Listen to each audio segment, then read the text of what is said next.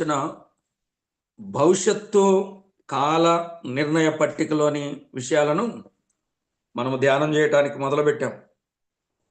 దేవుని మహాకృపను బట్టి, ఆయన దయను బట్టి, ఆయన ప్రేమను బట్టి, ఆయన వాత్సల్యతను బట్టి మరొకసారి ఈ మంగళవారం మీతో కలిసి మనందరం కలిసి సమిష్టిగా లేఖనాలు మనము ధ్యానం చేద్దాం. దేవుని దాసులు పాలన్నయ్య గారు ప్రతి మంగళవారం ఆ 7 పండుగలు వాటిలోని మర్మాలను లోతుగా ధ్యానించి సిద్ధపడి ప్రతి మంగళవారం మీరు వాక్యం అందించాలని వారు కోరిన దాన్ని బట్టి మొదటిగా దేవుని దాసులు పాలన్నయ్య గారికి హృదయపూర్వక వందనాలు తెలియజేస్తున్నాను. ఈ దినాన్న ఈ జూమ్ మీటింగ్లో పాలుభాగస్తులైన వారికి మాత్రమే కాకుండా తరువాత జూమ్ మీటింగ్ అనంతరము ఈ వీడియో అది వాట్సాప్లోను అలాగనే యూట్యూబ్లోను అన్నగారు దాన్ని అప్లోడ్ చేస్తూ ఉంటుండగా ఆ తర్వాత వినే మీ అందరికి కూడా మన ప్రభువును రక్షకుడైన యేసుక్రీస్తునామములో వందనాలు తెలియజేస్తూ లేఖనాలు మనం ధ్యానం చేద్దాం. నిర్గమాకాండము 12వ అధ్యాయం. నిర్గమాకాండము 12వ అధ్యాయము మొదటి వచనాలు చదువుతున్నాను. 12వ అధ్యాయము మొదటి వచనం. మోషే అహరోనులు ఐగుప్తు దేశంలో ఉండగా యెహోవా వారితో ఇలాగ సెలవిచ్చాను, నెలలలో ఈ నెల మీకు మొదటిది, ఇది మీ సంవత్సరమునకు మొదటి నెల. మీరు ఇశ్రాయేలు సర్వసమాజముతో ఈ నెల దశమ నాడు వారు తమ తమ కుటుంబముల లెక్క చొప్పున ఒక్కొక్కడు గొర్రె పిల్లనైనను మేక పిల్లనైనను అనగా ప్రతి ఇంటికి ఒక గొర్రె పిల్లనైనను ఒక మేక పిల్లనైనను తీసుకొనవలెను. ఆ పిల్లను తినుటకు ఆ కుటుంబము చాలకపోయిన ఎడల వాడును వాని పొరుగు వాడును తమ లెక్క చొప్పున దానిని తీసుకొనవలెను. ఆ తర్వాత వచనం 15వ వచనాన్ని చదువుతున్నానండి. 15వ వచనం. 7 దినములు పులియని రొట్టెలను తినవలెను.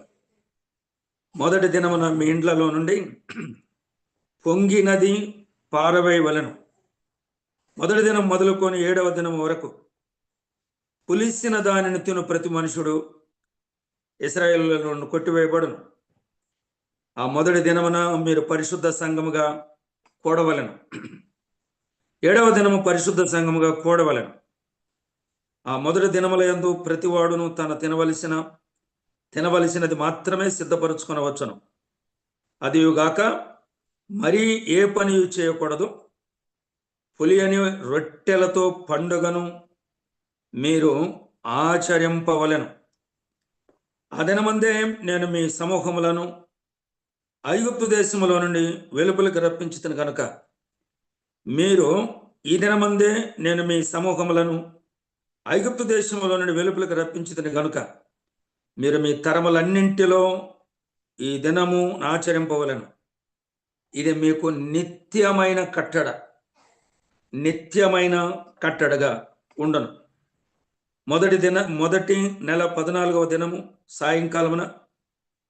సాయంకాలం మొదలుకొని ఆ నెల 21వ దినము సాయంకాలం వరకు మీరు పులియని వాటిని తినవలెను. 7 దినములు మీ ఇండ్లలో పొంగినదేదియును ఉండకూడదు. పులిసిన దానిని తినువాడు అన్యుడే గాని దేశములో పుట్టినవాడే గాని ఇశ్రాయేలు సమాజంలో ఉండకుండా కొట్టివేయబడును. మీరు పులిసినదేది తినక మీ నివాసములలోను పులియని వాటిని తినవలెనని చెప్పుమని దేవుడు తన మాటలు మనందరి కొరకు దీవించునుగాక. ప్రియులారా, యెహోవా నియమించిన 7 పండుగలు ఒకదాని తర్వాత ఒకటి మనము ధ్యానం చేయబోతున్నాం. మీరు కూడా ప్రార్థనాపూర్వకంగా సిద్ధపడాలని, అనేక మందిని ఈ జూమ్ మీటింగ్లో కలిసి వాక్యం వినేటట్లుగా మీరు కూడా ఆ వెసులుబాటు తీసుకుంటున్నారని నేను అనుకుంటా ఉన్నాను. మొదటి పండుగ పస్కా పండుగ, 2వ పండుగ పులియని రొట్టెల పండుగ, 3వ పండుగ ప్రథమ ఫలముల పండుగ, 4వ పండుగ 7 వారముల పండుగ. 5వ పండుగ శృంగధ్వనుల పండుగ. 6వ పండుగ ప్రాయశ్చిత్తార్థ పండుగ. 7వ పండుగ పర్ణశాలల పండుగ. పోయినసారి జ్ఞాపకం చేశాను 7 పండుగలు 2 భాగాలు అని. మొదటి 4 పండుగలు మన ప్రభు అయిన యేసుక్రీస్తు వారి యొక్క మొదటి రాకడను అవి సూచిస్తూ ఉన్నాయి. 5, 6, 7 మిగతా 3 పండుగలు ప్రభు అయిన యేసుక్రీస్తు వారి యొక్క రెండవ రాకడను అవి సూచిస్తూ ఉన్నాయి. మొదటి 4 పండుగలు అవి నెరవేర్చబడ్డాయి. క్రీస్తు పూర్వము 1446లో మోషే అహరోనుల నాయకత్వంలో 430 సంవత్సరాల బానిసత్వం నుండి ఐగుప్తు దేశంలో విస్తరించినటువంటి ఇశ్రాయేలు జనాంగాన్ని దేవుడు అబ్రహామును, ఇస్సాకును, యాకోబుతో చేసిన వాగ్దానాన్ని ఆయన నెరవేర్చడానికి నీ 4వ తరము వారిని మరలా ఇక్కడికి నేను రప్పిస్తానన్నాడు అబ్రహాముతో. ఆదికాండము 15వ అధ్యాయం మనం చదివితే అక్కడ కనిపిస్తా ఉన్నది. నీ 4వ తరము వారిని మరలా ఇక్కడికి నేను రప్పిస్తాను అని అన్నాడు. ఆ 4వ తరమే మోషే అహరోనుల నాయకత్వంలో నుంచి వారు విడిపించబడ్డారు. వారిని విడిపించటానికి ముందుగా ఇంచుమించుగా 12-13 రకాల అద్భుతమైన కార్యాలను దేవుడు ఐగుప్తు దేశంలో చేశాడు. వాటిల్లో కూడా పాఠం ఉన్నది. ఐగుప్తు దేశంలో చేసిన ఆ అద్భుతమైన కార్యాలు 7 శ్రమల కాలంలో ప్రపంచంలో యేసు క్రీస్తు రక్తములో కడగబడకుండా విడిపించబడబోయే వారికి సంభవింపబోయే ఆ విపత్తులు 1446కు పూర్వం, క్రీస్తుకు పూర్వం 1446కు ముందు ఐగుప్తు దేశంలో చేసినటువంటి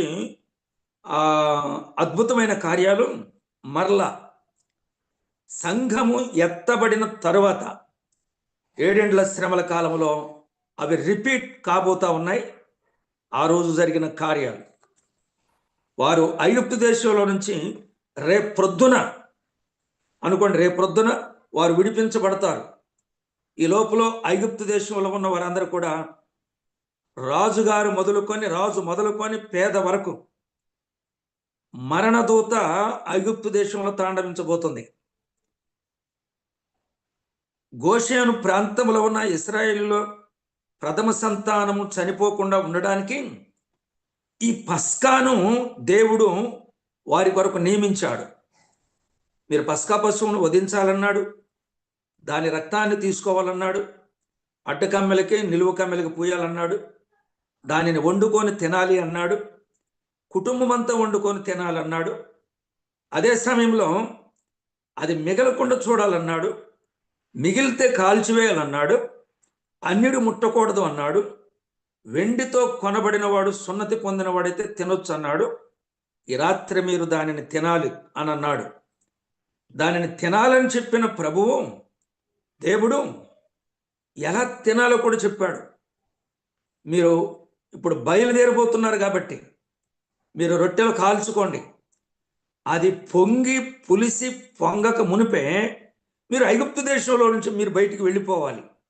ఇదంతా కూడా దేవుడు మోషే ద్వారా ఇశ్రాయేలు జనాంగానికి చెప్పాడు. ఐగుప్తు దేశంలో ప్రథమ సంతానం అంటే ఇంటిలో పుట్టినటువంటి మొదటి బిడ్డ చనిపోవటానికి ఐగుప్తు దేశంలో దేవుడు ఆ భయంకరమైనటువంటి సూచక క్రియలు, అద్భుత కార్యాలు చేయటానికి కారణం ఏంటో ఒక్క మాట చదువుతున్నాను. మీరందరూ లేఖనాలు ఎరిగిన వారు కాబట్టి ఒక్క మాట చదువుతున్నాను. ఎందుకు ఐగుప్తు దేశంలో రాజుగారి పిల్లోడు మొదలుకొని కటిక పేదవాని పిల్లవాడు కూడా ఎందుకు చనిపోయారు? ఒక మాట చదువుతున్నాను చూడండి. నిర్గమకాండము 5వ అధ్యాయము 2వ వచనం. నిర్గమకాండం 5వ అధ్యాయం 2వ వచనం. నేను నా జనులను తీసుకొని వెళ్ళటానికి, మా దేవుణ్ణి ఆరాధించటానికి మమ్మలను పంపించు అని అహరోను మోషే వెళ్ళి ఫరోను అడిగినప్పుడు ఫరో అన్న మాట చూడండి, 2వ వచనం. ఫరో, నేను అతని మాట విని ఇశ్రాయేలులను పోనిచ్చుటకు యెహోవా ఎవడు అన్నాడు. అది ఎంత భయంకరమైన మాట చూడండి. యెహోవా ఎవడు, యెహోవా ఎవడు, యెహోవాను నేను ఎరుగను అని అన్నాడు. ఈ మాట 2 సందర్భాల్లో ఉపయోగించాడు. యెహోవా ఎవడు, దేవుడెవడు, యెహోవా ఎవడు, అసలు ఆయన ఎవరో నాకు తెలియదు, నేను ఎరుగను అని అన్నాడు. యెహోవా ఎవడా, దేవుడెవరో తెలియదా? యెహోవా ఎవడో దేవుడెవరో నీకు చూపిస్తానని చెప్పేసి 12-13 రకాల అద్భుతమైన కార్యాలు చేశాడు. ఐగుప్తు దేశంలో కూడా చాలా మంది పండితులు ఉన్నారు కానీ, జ్ఞానవంతులు ఉన్నారు కానీ, వారు మోషే చేసినటువంటి అద్భుత కార్యాలు దేవుని ద్వారా వారు కూడా చేయడానికి ప్రయత్నం చేశారు కానీ అవి జరగల. నీళ్లు రక్తముగా మారిని, అహరోను చేతికర్ర పాముగా మారింది. వాళ్ళు పాములు చేశారు కానీ అహరోను చేతికర్ర పాము అయిన ఆ కర్ర వారి పాములను మింగివేసింది. రక్తముగా మారినప్పుడు వాళ్ళు ఏదో చేయాలనుకున్నారు కానీ అది వారి వలన కాలేదు. ఆ తర్వాత యెహోవాడు ఎవడంటావా, నేను దేవుణ్ణి ఎరుగనంటావా, చూడు ఈ రాత్రి నీకు చూపిస్తానని ఐగుప్తు దేశంలో ఉన్నటువంటి ప్రథమ సంతానం అంతా కూడా ఆ దినాన మరణదూత వచ్చి చంపింది, చచ్చిపోయారు. మీ పిల్లలు చావకుండా ఉండటానికి ఇంటికి ఒక గొర్రె పిల్లను వధించుకోమన్నాడు. ఇంటికి ఒక గొర్రె పిల్లను మీరు వధించాలి, దాని రక్తాన్ని తీయాలి. ఆ రక్తము ద్వారబంధాల మీద పూసినప్పుడు మరణదూత ఆ రక్తమును చూసి ఆ ఇంట్లోనికి వచ్చి మొట్టమొదటిగా పుచ్చిన జ్యేష్ఠ కుమారుణ్ణి, జ్యేష్ఠ పుత్రికను చంపకుండా దాటి వెళతాడని దేవుడు చెప్పాడు. ఇది పస్కా పండుగను ఏర్పాటు చేసిన, నియమించిన విధానం.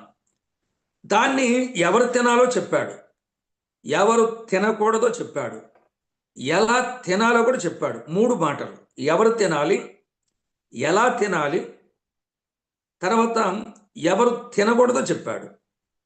అది అందులో మనకి శ్రేష్టమైన సంగతులు మనకున్నాయి.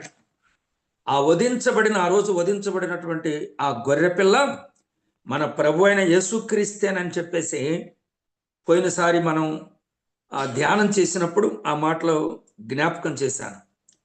వధించబడిన గొర్రెపిల్ల, రక్తము చిందించిన గొర్రెపిల్ల. రక్తము రక్తము రక్తము రక్తము అన్నాడు. రక్తములోనే మానవుని జన్మ, కర్మ, పాపములకు పరిహారమని దేవుడు ఆ దినాన ప్రపంచంలో ఉన్న ప్రజలందరికీ ఈ పస్కా పండుగ అనే ఈ పండుగ ద్వారా ప్రపంచంలో ఉన్న ప్రతి వ్యక్తికి తెలియజేయటమే దేవుని యొక్క ప్రయత్నము, ప్రణాళిక. ఆ రోజు వారి కొరకు గొర్రెపిల్లను వధించుకున్నారు కానీ వారికి ఆ రోజు విడుదల పొందటానికే ఈ దేవుడు ఇది ఏర్పాటు చేసుకున్నారు అనుకున్నారు కానీ ప్రపంచంలో ఉన్న ప్రతి మనిషిని కొరకు ఒక దినాన ఒక గొర్రెపిల్ల, ఏర్పాటైన గొర్రెపిల్ల, నియమించబడిన గొర్రెపిల్ల, పొదలో కొమ్ములు తగులుకొని ఉన్న గొర్రెపిల్ల, యోహాను సువార్త 1:29 లోక పాపములను మోసుకొని పోవటానికి వచ్చిన గొర్రెపిల్ల అనే సంగతిని ఆ ప్రపంచానికి తెలియజేయటానికి ఆయన ఈ మాటలు, ఈ పండుగను వారి కొరకు నియమించాడు. రక్తము అని అన్నాడు. ఇక్కడ ఒక మాట జ్ఞాపకం చేస్తున్నాను. ఆదాము హవ్వలు ఏదైనా తోటలో దేవుని ఆజ్ఞను మీరి పాపము తెచ్చుకొని ఏదైనా తోటలో నుండి వెళ్ళగొట్టక మునుపు, ఏదైనా తోటలో నుండి వాళ్ళు వెళ్ళగొట్టక మునుపు వారు దిగంబరులను తెలుసుకొని దేవుడైన యెహోవా ఆ దినాన వారికి చర్మపు చొక్కాయిలను చేయించాడు. ఆ చర్మపు చొక్కాయి దైవ గ్రంథంలో రాయబడలేదు కానీ వారి కొరకు గొర్రెపిల్ల వధించబడింది, రక్తము చిందించబడింది. వారి దిశమలను కప్పటానికి ఏదైనా తోటలోనే మొట్టమొదటిగా దేవుడు రక్తమును చిందించాడని మనం అర్థం చేసుకోవాలి. ఇది మొదటిది. భూలోకమంతా చెడిపోయి ఉన్నది, నీ కొరకు నీ ఇంటి వారి కొరకు ఓడను చేసుకోమని చెప్పాడు నోవాహుతో. దేవుడు చెప్పినట్లు చేశాడు. ఓడలోనికి వెళ్ళిపోయాడు. 40 దినాలు ప్రచండమైన జలప్రళయం వచ్చింది భూమి మీదకి. ఆనాటి ఉన్న తరమంతా కూడా ఆ నీటి వరదలో మునిగి నశించిపోయారు.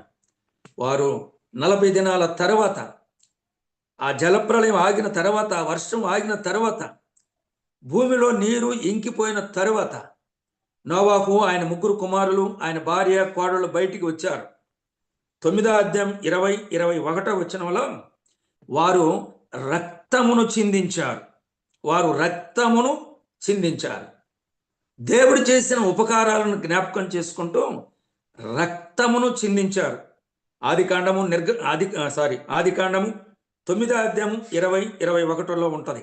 చదివించట్లేదు, వారికి అట్లా జ్ఞాపకం చేసిపోతున్నా. రక్తము యొక్క ప్రాముఖ్యత ఏంటో జ్ఞాపకం చేస్తున్నా. ఎందుకు రక్తము ద్వారబంధాలకే పోయమన్నాడు అనేది. ఆదికాండం 15వ అధ్యాయంలో, ఆదికాండము 15వ అధ్యాయంలో దేవుడు అబ్రహాముతో నిబంధన చేసినప్పుడు ఆయన రక్తము ద్వారానే నిబంధన చేశాడు. ఆ మాట చదువుదాం ఇప్పుడు. 15వ అధ్యాయము ఆదికాండము 15వ అధ్యాయము ఒక్కసారి చదువుతున్నాను చూడండి. ఆదికాండము 15వ అధ్యాయము 8వ వచనాన్ని చదువుతున్నా.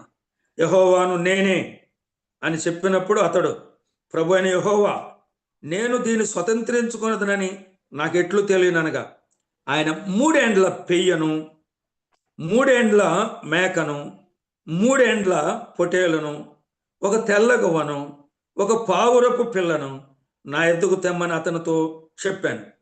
అతడు అవన్నీ తీసుకొని వాటిని నడుమకు ఖండించి దేని ఖండమును దాని ఖండమునకు ఎదురుగా ఉంచాను. పక్షులను అతడు ఖండింపలేదు. గద్దలు ఆ కళేబరం మీద వాలినప్పుడు అబ్రాము వాటిని తోలివేశాను. ప్రొద్దురుగొంకపోయినప్పుడు అబ్రామునకు గాఢ నిద్ర పట్టెను. భయంకరమైన కటిక చీకటి కమ్మగా ఆయన, నీ సంతానపు వారు తమది కాని పరదేశమందు నివసించి ఆ దేశ నివాసులకు దాసులుగా ఉందరు. వారు 400 ఏండ్లు వీరిని శ్రమ పెట్టుదరు. మీరు వారికి దాసులవుదరు. ఆ జనమునకు నేనే తీర్పు తీర్చుదును. తర్వాత వారు మిక్కిలి ఆస్తితో బయటికి బయలుదేరి వచ్చేదరు. నీవు క్షేమముగా నీ పితరుల యొద్దకు మంచి వృద్ధాప్యమందు పాతి పెట్టబడిదవని చెప్పాడు. పెయ్యి దూడను ఖండించాడు. ఈ ముక్కకు ఎదురుగా పెట్టాడు. మేకపోతును ఖండించాడు. ఈ ముక్కకు ఎదురుగా పెట్టాడు. నా చేతుల వైపు చూస్తున్నారా? మధ్యలో ఖాళీ ఉంది. పొటేలును వధించాడు. ఈ ముక్కను ఎదురుగా పెట్టాడు. ఈ ముక్కలో నుండి ఈ మధ్యలోనికి కారుతున్న రక్తము, అటువైపు దేవుడు ఉండి ఇటువైపు అబ్రహాం ఉన్నాడు. రక్త ప్రమాణము అని అంటారు దాన్ని. ఆ రోజు కూడా అబ్రహాంతో రక్తముతోనే నిబంధన చేశాడు. ఆ వాగ్దానాన్ని ఇప్పుడు 430 సంవత్సరాల తర్వాత దేవుడు నెరవేరుస్తున్నాడు. మరొకటి జ్ఞాపకం చేస్తున్నాను. ఆ తర్వాత యోహాను రాసిన సువార్త 1వ అధ్యాయం 29వ వచనం, లోక పాపములను పరిహరించటానికి మోసుకొని పోయిన దేవుని గొర్రెపిల్లని అక్కడ చెప్పాడు బాప్తిసం ఇచ్చే యోహాను. ఆ తర్వాత ప్రకటన గ్రంథం 5వ అధ్యాయం 1-10 వచనాలు చదివితే ఆడ వధించబడిన గొర్రెపిల్లను అక్కడ మనం చూస్తాం. కొరింథీయులకు రాసిన మొదటి పత్రిక 5వ అధ్యాయము 7-8 వచనాలు చూస్తే ఆ గొర్రెపిల్ల, ఆ పస్కా పశువు క్రీస్తు అను మన పస్కా పశువు అని పౌలు గారు జ్ఞాపకం చేశాడు. యోహాను రాసిన మొదటి పత్రిక 1వ అధ్యాయం 7-8-9 వచనాలు చదివితే ఇలాగ రాయబడి ఉంది, యేసు రక్తము ప్రతి పాపము నుండి మనలను పవిత్రులనుగా చేస్తుందని అన్నాడు. రోమిలకు రాసిన పత్రిక 5వ అధ్యాయం, రోమిలకు రాసిన పత్రిక 5వ అధ్యాయము 9వ వచనాన్ని చదువుతున్నాను. ఒకసారి చూడండి. 5వ అధ్యాయము 9వ వచనాన్ని చదువుతున్నాను.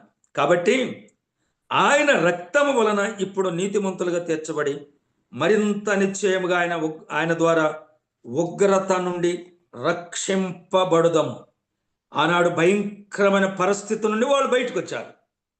రాబోయే ఉగ్రత నుండి మనం తప్పించుకోవడానికి యేసు క్రీస్తు రక్తము ద్వారానే మన పాపములకు పరిహారం జరిగింది. మనవే కాదు, ఏ జాతి వారైనా, ఏ కులము వారైనా, ఏ ప్రాంతము వారైనా, ఏ భాష వారైనా, ఏ తెగవారైనా, ఏ రంగు వారైనా, ఎవరి పాపములైన పరిహారం జరగాలంటే ఖచ్చితంగా రక్తము కార్చబడాలి అనేది ఇక్కడ దేవుడు తెలియజేస్తున్నాడు. ఆ తర్వాత హెబ్రీయులకు రాసిన పత్రిక 9వ అధ్యాయము 11వ వచనాన్ని చదువుతున్నాను, గమనించండి. హెబ్రీయులకు రాసిన పత్రిక 9వ అధ్యాయము 11వ వచనాన్ని చదువుతున్నాను. అయితే క్రీస్తు రాబోతున్న మేలుల విషయమై ప్రధాన యాజకుడిగా వచ్చి తానే నిత్యమైన విమోచన సంపాదించి హస్తకృతము కానిదియు మరి ఘనమైనదియు పరిపూర్ణమైనదినైన గుడారము ద్వారా మేకల యొక్కయు ఎడ్ల యొక్కయు రక్తము వలన మేకల యొక్కయు కోడెల యొక్కయు రక్తముతో కాక తన స్వరక్తముతో ఒక్కసారి పరిశుద్ధ స్థలంలోనికి ప్రవేశించాను అనే మాట చదువుతున్నాం. ఇదే హెబ్రీ పత్రిక 9:21 వచనాన్ని చదువుతున్నాను చూడండి, లేక 22వ వచనం. మరియు ధర్మశాస్త్ర ప్రకారం సమస్త వస్తువులను రక్తము చేత శుద్ధి చేయబడునని, రక్తము చిందింపకుండా పాప క్షమాపణ లేదు అని అన్నాడు కదా. వేదాల్లో చెప్తున్న మాట ఏంటంటే వృధిరాపాశం పాప వినాశం అని రాయబడింది. అంటే రక్తము చిందించకుండా పాప క్షమాపణ లేదు అనే మాట. రక్తము చిందించకుండా పాప క్షమాపణ లేదు. ఆ రక్తము ఎవరు చిందించాలి? దేని రక్తము? ఎడ్ల రక్తము కాదు, గొర్రెల రక్తము కాదు, మేకపోతుల రక్తము కాదు. సృష్టి సంబంధము కాని రక్తమైతేనే తప్ప మానవుని యొక్క పాపమునకు పరిహారం జరగదు. అందుకనే శ్లోకాల్లో ఒక శ్లోకం ఉన్నది, సర్వ పాప పరిహారో రక్త ప్రోక్షణం అవశ్యం తద్రక్తం పరమాత్మేన పుణ్యదాన బలియాగమని వ్రాయబడి ఉంది. దాన్ని ఇక్కడ వారు శ్లోకం రీతిలో పాడతారు, వారికి అట్లా ఆలపిస్తున్నాను చూడండి. సర్వపాప పరిహారో రక్త ప్రోక్షణం అవశ్యం తద్రక్తం పరమాత్మేన పుణ్యదానం బలియాగం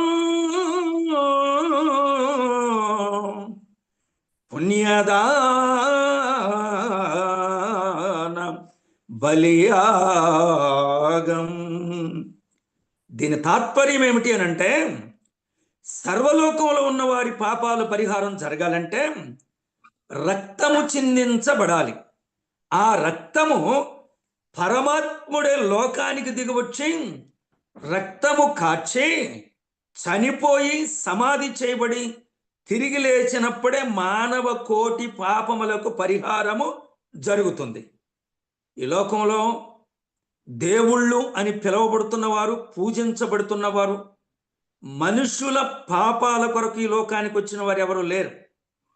దేవుడు అంటే ఆయన ఆత్మస్వరూపుడు, శరీరము రక్తము మాంసము లేనివాడు దేవుడు. దేహ రక్త మాంసములు కలిగిన వాడు మనుషుడు. అందుకే ఆ పరలోకపు దేవుడు, సృష్టికర్త అయిన దేవుడు, మహోన్నతుడైన దేవుడు, పరిశుద్ధుడైన దేవుడు, సమస్తాన్ని సృష్టించిన దేవుడు, అపోస్తుల కార్యాల గ్రంథం 17:25 ప్రకారంగా ఒక మనుషునిలో నుండి సకల జాతి ప్రజలను సృష్టించిన దేవుడు, జీవమును ఊపిరిని ప్రతి మనిషికిచ్చిన దేవుడు, నివాస యోగ్యముగా ఉండటానికి భూలోకాన్ని సృష్టించిన దేవుడు. యోబు గ్రంథంలో మాట ఉంటుంది. ఈ భూమి మీద నివసింపజేసి శాఖోపశాఖలుగా విస్తరింపజేసి ప్రజెంట్ 24 దేశాలుగా దేవుడు చేసి వారిని పోషిస్తూ వారిని సంరక్షిస్తున్న దేవుడు, ఆ దేవుడు, సృష్టించిన దేవుడు, కలిగి ఉన్నది ఏది కూడా ఆయన లేకుండా కలుగలేదు. యోహాను సువార్త 1:1.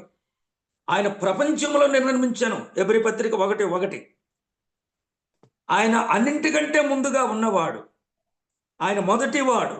కొలస్సీ పత్రిక 1:15, 16, 17 వచనాలు. ఇంత గొప్ప దేవుడు 2025 సంవత్సరాల క్రితం భూమండలానికి మధ్య స్థానంలో, యెరూషలేముకు 5-6 మైళ్ళ దూరంలో, బెత్లెహేమను గ్రామములో, కన్య మరియ గర్భములో ఆయన శరీరాన్ని ధరించుకొని వచ్చాడు. అది మనుషులు భార్యాభర్తల వలన జరిగిన ప్రక్రియ కాదు. తిమోతికి రాసిన మొదటి పత్రిక 3:16 వచనంలో దైవభక్తిని గూర్చిన మర్మము గొప్పదై ఉన్నది. ఆయన సశరీరుడిగా ప్రత్యక్షమాయను. సశరీరుడు అంటే తనకు తానుగానే శరీరాన్ని ధరించుకొని మరియమ్మ గారి గర్భాన్ని దేవుడు యేసు ప్రభు వారు ఉపయోగించుకున్నాడు. ఈ లోకంలో జన్మించాడు, 33.5 సంవత్సరాలు జీవించాడు. మనుషులందరి పాపాలు సిలువ రూపంలో భుజాన వేసుకున్నాడు. చివరికి సిలువ దగ్గరకు మోసుకొని పోయాడు. చేతల్లో చీలలు, కాళ్ళల్లో మేకు, ప్రక్కలో ఈటె, తలలో ముండ్ల కిరీటం, దేహములో ఉన్న రక్తం అంతా కూడా ఆఖరి బొట్టు వరకు కార్చి చనిపోయి సమాధి చేయబడి 3వ దినాన లేచి 500 కంటే ఎక్కువ మంది కనిపించి 40 దినాలు భూమి మీద ఉండి ఆయన మరలా పరలోకానికి వెళ్ళాడు. ఆయన గాక పాపములకు పరిహారం జరిగేటువంటి మార్గము మనిషి ఈ ప్రపంచంలో ఇంకెక్కడ దిక్కు లేదు.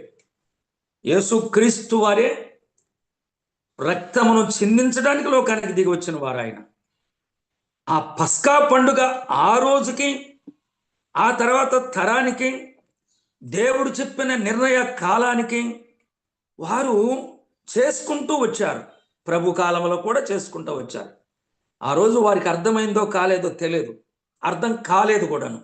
ఈ రోజు కూడా అర్థం కాలేదు కూడా. ఈ రోజుకి ఇశ్రాయేలు యూదులు యేసుక్రీస్తును దేవుడిగా అంగీకరించలేదు. దానికి మూలాలు కూడా ఈ పస్కా పండుగ లోనిటువంటి మర్మాల్లో అది ఎందుకు వారికి ఆ ముసుగు వేయబడింది అనేది ఆ ధ్యానంలో కూడా మనం చూస్తాం. రక్తము యొక్క ప్రాముఖ్యత ఇదని నేను జ్ఞాపకం చేస్తున్నాను. దాన్ని ఎవరు తినాలి, ఎవరు తినకూడదు, ఎలా తినాలి, ఆ మాటలు కూడా ప్రాముఖ్యమైనవి. ఒకసారి చదువుతున్నాను.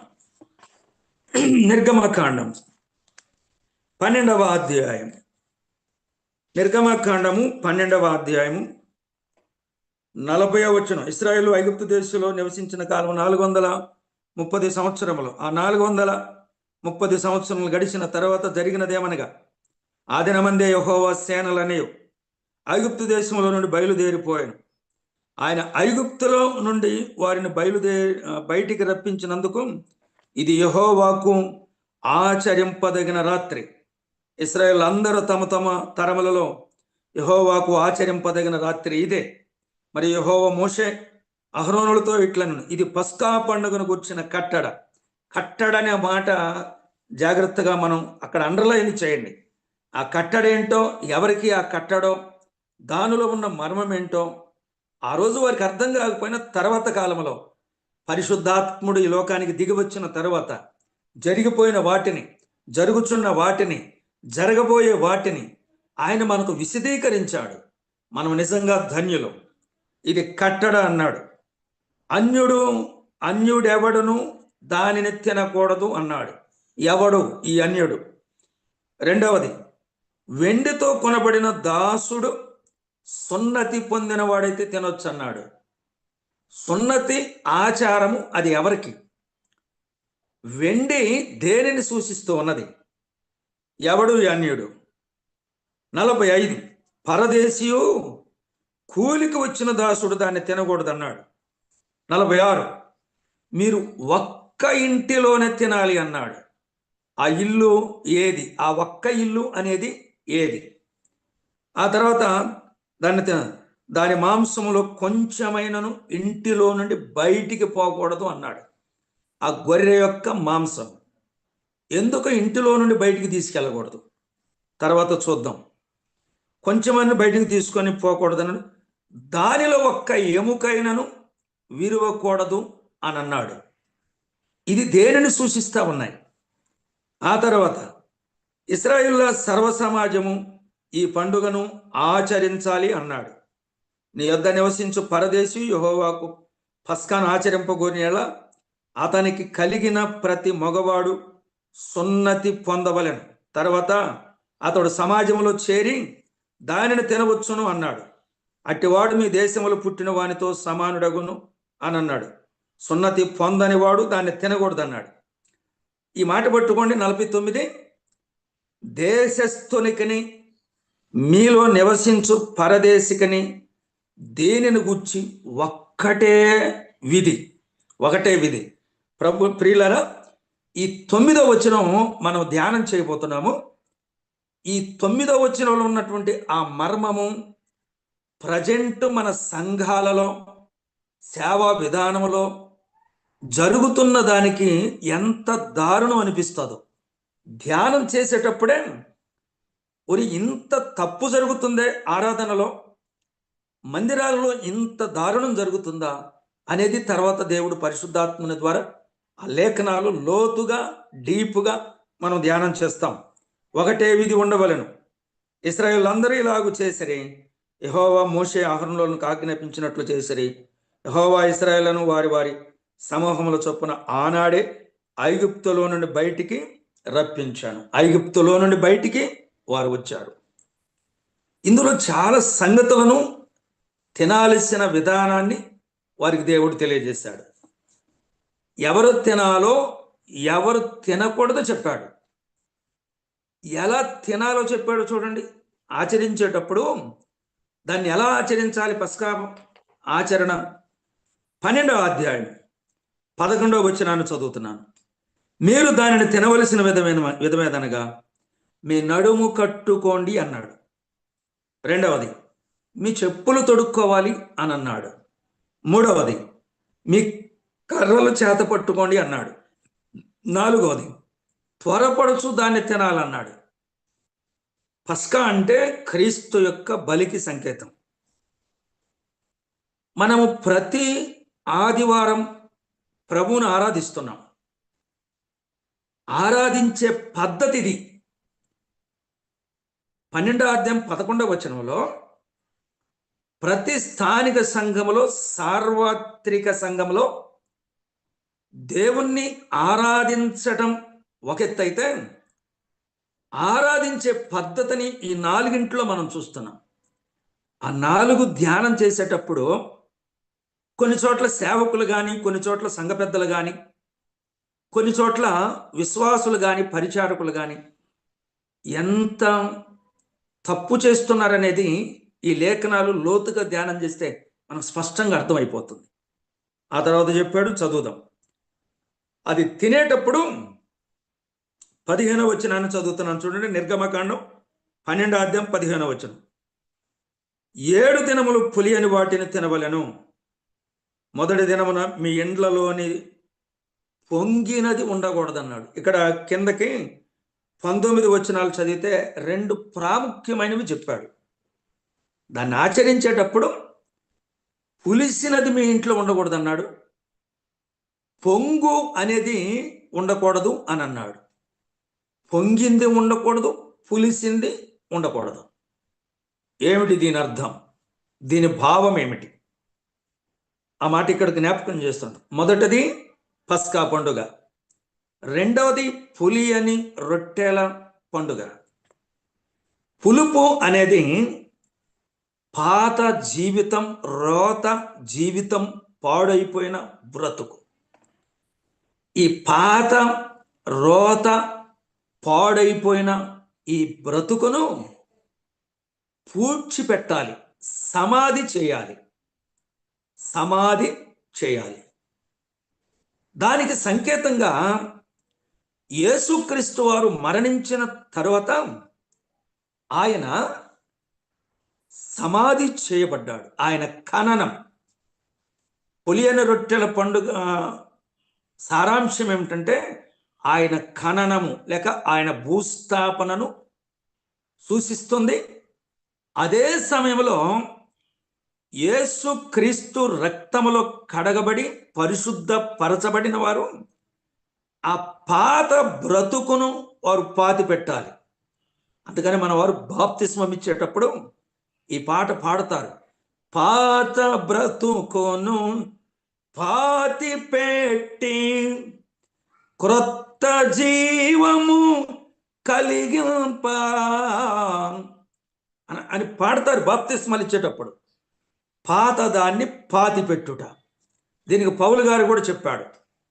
కొరింథీయులకు 2వ పత్రిక రాస్తూ 5వ అధ్యాయం 17వ వచనం చెప్పాడు. కాగా ఎవడైనను క్రీస్తునందున్న ఎడల వాడు నూతన సృష్టి, పాతవి గతించను అని అన్నాడు. ఇక పాత బ్రతుకును పాతి పెట్టటమే ఈ పులియని రొట్టెల పండుగ యొక్క సారాంశం. ఆయన భూస్థాపన, మన పాత బ్రతుకును పాతి పెట్టడం, ఇది జ్ఞాపకం చేస్తున్నది. పులుపు అనేది ఏమి సూచిస్తుందంటే దేవుడు జ్ఞాపకం చేశాడు. పొంగు అంటే గర్వానికి సంకేతం. దేవుని బిడ్డలలో వాక్యము బాగా చెప్పిన, పాట బాగా పాడిన, ఒకవేళ గౌరవనీయులైనటువంటి పెద్దలు సంఘాన్ని సమర్థవంతంగా మేపుతూ కాయుచూ వారిని నడిపిస్తూ ప్రభు రాకడ కొరకు సిద్ధపరిచే సమర్థవంతమైన పెద్దలు సంఘములో ఉన్నప్పటికీ పాట పాడినా ప్రకటించినా ఏమి చేసినా గర్వము అనేది లేకుండా చూసుకోవాలి.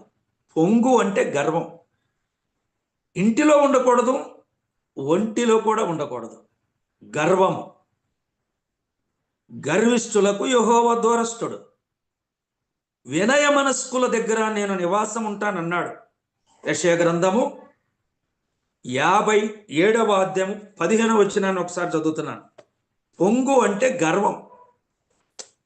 57వ అధ్యాయము 15వ వచనాన్ని చదువుతున్నాను. బైబిల్ దగ్గర ఉంటే ఆ మాటను చూడండి.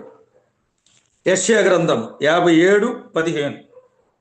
మహాఘనుడును మహోన్నతుడును నిత్య నివాసి అయిన వాడు ఎలాగున సెలవిచ్చుచున్నాడు. నేను మహోన్నతమైన పరిశుద్ధ స్థలములలో నివసించువాడను.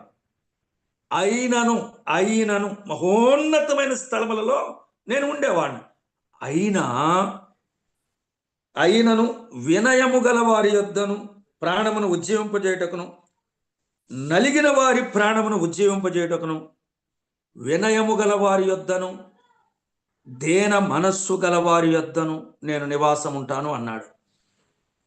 తగ్గించుకునే సేవకునితో ఉంటా, తగ్గించుకొని సంఘాన్ని నడిపిస్తున్న గౌరవనీయులైన పెద్దలతో ఉంటా, తగ్గించుకొని పరిచర్య చేసే పరిచారకు రాండ్రతో, పరిచర్య చేసే సోదరులతో ఉంటా, తగ్గించుకొని సంఘములో వినయ భయభక్తులు కలిగిన విశ్వాసులతో నేను ఉంటాను. తగ్గించుకున్న వారితో ఉంటా. మహోన్నతమైన స్థలంలో ఉండేవాడినే కానీ తగ్గించుకునే వారితోనే ఉంటాను. ఇక్కడ ఒక మాట జ్ఞాపకం చేస్తున్నాను. పెద్ద వర్షం వచ్చినప్పుడు, పెద్ద వర్షం కురిసినప్పుడు, నీళ్లు భూమి మీద ఇట్లా అలాగా అంటున్నప్పుడు మెరక మీద నీళ్లు ఉండవండి. ఎంత వర్షం పడ్డా బాగా ఎత్తుగా ఉందనుకోండి, కొండల మీద కానీ దిమ్మెల మీద కానీ చిన్న చిన్న ఎత్తు మట్టి దిమ్మల మీద కానీ నీళ్ళు ఉండవు. ఆ నీళ్ళన్నీ ఎక్కడ పల్లం ఉంటుందో అక్కడికి వచ్చి నిలబడతాయి. పల్లములో నీళ్ళు ఉంటాయి కానీ మెరక మీద ఉండవు. దీని అర్థం ఏంటంటే నీరు దేవుని వాక్యం, వాక్యము దేవుడు. ఎవరైతే తగ్గించుకొని వాక్యాన్ని శ్రద్ధగా వింటారో ఆ వాక్యము హృదయంలో ముద్రించబడుతుంది, బలపడుతుంది అనేది ఇక్కడ జ్ఞాపకం చేస్తున్నాడు. పొంగు అంటే గర్వం. పులిసినది ఏది మీ ఇండ్లలో ఉండకూడదు అని అన్నాడు. మన సమయం అయిపోతుంది కాబట్టి డీప్గా మనం దీనిని ధ్యానం చేయటానికి ఇట్లా చెప్తున్నాను, చదువుతున్నాను. మత్తయి సువార్త 16వ అధ్యాయము 6వ వచనంలో ప్రభు చెప్పిన మాట, పరిసయ్యులు సద్దూకయ్యులు అనువారి పులిసిన పిండిని గురించి జాగ్రత్త అన్నాడు. ఈ పరిసయ్యులు సద్దూకయ్యులు అగ్రపీఠాన్ని కోరుకునేవారు అని అర్థం. దేవుని పిల్లలుగా మనం ఎప్పుడు కూడా అగ్రస్థానాన్ని మనం కోరుకోకూడదని ప్రభు కూడా చెప్పాడు.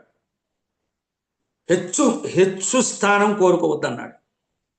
మత్తయి సువార్త 16వ అధ్యాయం 12వ వచనం, పరిసయ్యులు సద్దూకయ్యులు అనే వారి బోధ విషయంలో జాగ్రత్త అన్నాడు.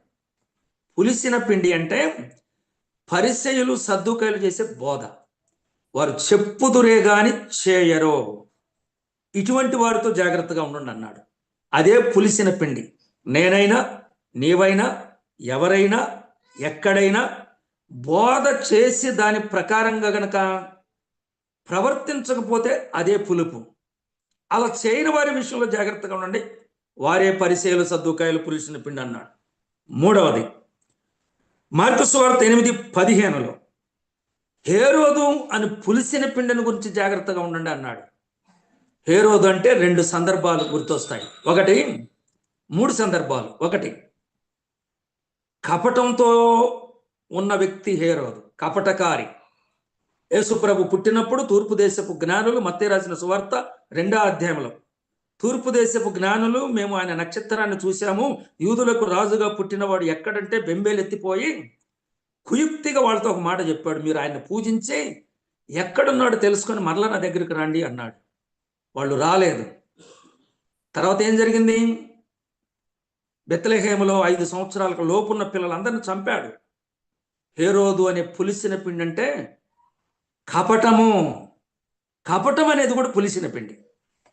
రెండవది, సలోమి నాట్యం ఆడినప్పుడు, వాళ్ళ తల్లి సలోమి నాట్యం ఆడినప్పుడు ఆమె నాట్యానికి మెచ్చుకొని నీకేం కావాలో కోరుకోండి అన్నాడు. అప్పుడు సలోమి వాళ్ళ తల్లి దగ్గరికి వెళ్ళి అడిగితే, బాప్తిస్మం ఇచ్చి యోహాను తల తీసుకొని రమ్మను, నాకు అదే బహుమానం అంది. దాని విషయంలో బాధపడ్డాడు కానీ, శాసనం చేశాడు కానీ మార్చుకోలేకపోలేదు. ఒక అమాయకుని యొక్క ప్రాణము తీసినవాడు, నిర్దోషి ప్రాణము తీసినవాడు హేరోదు. ఇది పులిసిన పిండి. అందుకే దీని అర్థం హేరోదు కదా చేసిందంటారా? యేసుప్రభు కూడా చెప్పాడు, నీ సహోదరుణ్ణి దూషించవద్దు, సహోదరుణ్ణి వ్యర్థుడా అని చెప్పేవాడు మహాసభకు లోనవుతాడు అన్నాడు. యోహాను ఏం చెప్పాడు? నీ సహోదరుణ్ణి నరహంతకుడిగా చేస్తే వానిలో దేవుని ప్రేమ ఉండదు అని అన్నాడు. ఇవన్నీ మనకు పాఠాలి. మూడవది, అపోస్తుల కార్యాల గ్రంథం 12వ అధ్యాయంలో పౌలు సువార్త చెప్పినప్పుడు, హేరోదు మాట్లాడినప్పుడు సభ వారందరూ కూడా అన్నారు కదా, ఇది దేవుని స్వరం అని హేరోదును పొగిడారు. దేవుణ్ణి ఘనపరచనందున హేరోదు అక్కడికక్కడే పురుగులు పడి చచ్చిపోయాడు. హేరోదు అంటే ఘనతను కోరుకునేవాడు అని అర్థం. అదే పులిసిన పిండి. 1, కపటం. రెండవది, అమాయకుని ప్రాణం తీయటం, నరహంతకుడు. మూడవది, తనను తాను ఘనపరుచుకున్నాడు, దేవునికి ఘనత చెల్లించలేదు. ఇది పులిసిన పిండి అన్నాడు. అది హేరోదును గురించి ఆ మాటలు జ్ఞాపకం చేశాడు. ఇక కొరింథీ సంఘముతో పులిసిన పిండిని గురించి, అక్కడ జరుగుతున్న సంభవాల గురించి పౌలు గారు ఏమన్నాడో చూడండి. కొరింథీయులకు రాసిన మొదటి పత్రిక 5వ అధ్యాయము. కొరింథీయులకు రాసిన మొదటి పత్రిక 5వ అధ్యాయము ఒకసారి చదువుదాము, సమయం అయిపోతుంది. ఆ మాటలు మరి 5వ అధ్యాయం 7వ వచనం, 6, 7, మీరు అతిశయించుట మంచిది కాదు. అతిశయమే పులిసిన పిండి. అతిశయం, నేనే, నాకంటే నాకంటే నాకంటే, అదే అతిశయం. అది మంచిది కాదు అన్నాడు కొరింథీ సంఘంతో. పులిసిన పిండి కొంచెమైన ముద్దంతా పులియజేయును గనుక మీరు పులిపిండి లేని వారు కనుక ఒక క్రొత్త ముద్ద అవుటకై ఆ పాతదైన పులిపిండిని తీసి పారవేయండి అని అన్నాడు. అతిశయం, గర్వం. ఇంకొక మాట కూడా చెప్తున్నాను. కొరింథీ సంఘంలో ఒకడు తన తండ్రి భార్యను ఉంచుకున్నాడట. మీకు జ్ఞానం లేదా? వాడిని గద్దించేవాళ్ళు లేరా? ఇదే పులిపిండి. కొరింథీ సంఘములో వర్గభేదాలు ఉన్నాయి. ఒకడు నేను పౌలు వాడను, ఒకడు నేను అపుల్ల వాడను, ఒకడు నేను కేఫా వాడను, ఒకడు నేను క్రీస్తు వాడను. వర్గభేదాలు. ఇదే పులిపిండి. మీలో కక్షలు ఉన్నాయి, భేదాలు ఉన్నాయి. ఇదే పులిపిండి. మొదటి అధ్యాయంలో పులిపిండి అని అన్నాడు. ఒక్కడిలో ఉండగాని ముద్ద అంటే ఇలా చెప్తున్నాను, ఇంటిలో ఒక్క వ్యక్తి కూడా పాపంలో జీవిస్తుంటే ఇల్లంతా పాడైపోద్ది. మన జీవితాల్లో ఒక్క పాపం ఉంటే జీవితం అంతా పాడైపోద్ది. సంఘములో ఒక్క వ్యక్తి పాపములో జీవిస్తుంటే సంఘమంతా పాడైపోద్ది. పులిసిన పిండి కొంచెమైనను ముద్దంతా పాడు చేస్తుంది అన్నాడు. ఆ దుర్మార్గుణ్ణి మీలో నుంచి వెలివేయండి అని అన్నాడు. 5వ అధ్యాయంలో ఆ మాటలు చదువుకుంటే మనకు కనిపిస్తాయి. అసూయ ఉంది మీలో, పగ ఉంది మీలో, గొడవలున్నాయి మీలో, వర్గభేదాలు ఉన్నాయి మీలో. ఇది మంచిది కాదు అని దుఃఖ స్వరముతో పౌలు గారు చెప్పాడండి. అందుకని ఆనాడే దేవుడు ఇశ్రాయేలుతో చెప్పినటువంటి ఆ మాట, ఐగుప్తులో చెప్పిన ఆ మాట ఎంత డీపుగా దేవుడు తన ఉద్దేశం కలిగి, ఆనాడు ఇశ్రాయేలీలు, ఈనాడు జీవము కలిగిన దేవుని సంఘం. ఆనాడు గొర్రెపిల్ల మాంసాన్ని వాళ్ళు తిన్నారు, ఈనాడు సాక్షాత్తు యేసు ప్రభు యొక్క శరీరాన్ని మనం తింటున్నాం. లోకరాసు వార్త 23వ అధ్యాయంలో ఆయన ఒక రొట్టె పట్టుకొని కృతజ్ఞతాస్తుతులు చెల్లించి దానిని విరిచి మీరు తీసుకొని పంచుకోండి అని అన్నాడు. ఒక పాత్రను పట్టుకొని కృతజ్ఞతాస్తుతులు చెల్లించి ఇది నా రక్తము వలనైన క్రొత్త నిబంధన, మీరు దీనిలోనిది త్రాగునప్పుడల్లా జ్ఞాపకం చేసుకోమన్నాడు. కేవలం గొర్రెపిల్ల మాంసాన్ని తినేవారికి అంత కట్టడుంటే సాక్షాత్తు యేసుక్రీస్తు యొక్క దేహమును రక్తమును ప్రతి ఆదివారం సేవిస్తున్న మనం ఇంకెంత పవిత్రంగా ఉండాలి. పొంగు గర్వము, పులిసిన పిండి కొందరు వ్యక్తులను, కొన్ని లక్షణాలను మనం జ్ఞాపకం చేసుకున్నాం. ఇది మీకు ఉండకూడదు అన్నాడు. మొదటి దినము నుండి 7వ దినం వరకు 21 రోజు పులిసినది ఏది ఉండకూడదు అని అన్నాడు. ఈ మాట మనల్ని ఎక్కడికి తీసుకెళ్తుంది? పేతురు మొదటి పత్రిక 1:14లోనికి తీసుకెళ్తుంది. నేను పరిశుద్ధుడనై ఉన్నాను గనక మీరును సమస్త ప్రవర్తన యందు పరిశుద్ధులుగా ఉండండి అని అన్నాడు. దేవుడు ఎంత ఆ భవిష్యత్తును దృష్టిలో పెట్టుకొని, వారికి ఆ రోజు అర్థమైన కాకపోయినప్పటికీ ఆ తర్వాత జరిగేటువంటి భవిష్యత్ కార్యాచరణను దేవుడు ముందుగానే ప్రణాళిక వేసి వ్రాసి తన ఆత్మ ద్వారా ఆ సంగతులు మనకి వివరిస్తున్నాడు. పస్కా అంటే యేసు ప్రభు యొక్క మరణానికి సంకేతం. పులి అనే రొట్టెల పండుగ అంటే ఆయన భూస్థాపన, పాపి యొక్క పాత బ్రతుకు పాతి పెట్టుట, అది తిరిగి పునరుజ్జీవింపబడకూడదని జ్ఞాపకం చేస్తున్నాడు. మిగతా విషయాలు తర్వాత మనం ధ్యానం చేద్దాం. ఇక్కడ ఒక మాట ముగింపులో, ప్రభు వచ్చేంత వరకు, మనం లోకాన్ని విడిచేంత వరకు పవిత్రమైన బల్లలో పాలిభాగస్థలం అవుతున్న మనము దేవుడు ఏమి చెప్పాడో దాన్ని అనుసరిస్తూ ప్రభుకి ఇష్టమైన ఆరాధన చేస్తూ జీవిస్తూ ప్రభు రాకడ కొరకై మనం సిద్ధపడదాం. దేవుడు తన మాటలను మనందరి కొరకు దీవించునుగాక. థ్యాంక్ యూ అన్న. అందరికీ వర్ధనాలు. చిన్న ప్రార్థన. కృపగల తండ్రి, ఈ ధ్యానాలు ఇప్పుడు విన్నవారికి మాత్రమే కాకుండా తర్వాత వినబోయే వారి జీవితాల్లో కూడా ప్రభావవంతంగా ఉండటానికి కృప దయచేయమని, నేను వారితో పాటు ఈ కార్యక్రమాన్ని నిర్వహిస్తున్న వారు అనేక మంది వినాలని ఆశతో ఏర్పాటు చేసిన జూమ్ మీటింగ్ను ఇంకా అభివృద్ధి పొందేటట్లుగా, ఎక్కువ మంది కలిసి మేలు పొందినట్లుగా సహాయం చేయమని, ఇక మిగతా సంగతులన్నీ కూడా మీ ఆత్మ ద్వారా మాకు అందిస్తారని యేసు ప్రభు నామంలో ప్రార్థన చేసి వేడుకుంటున్నాము తండ్రి. ఆమేన్.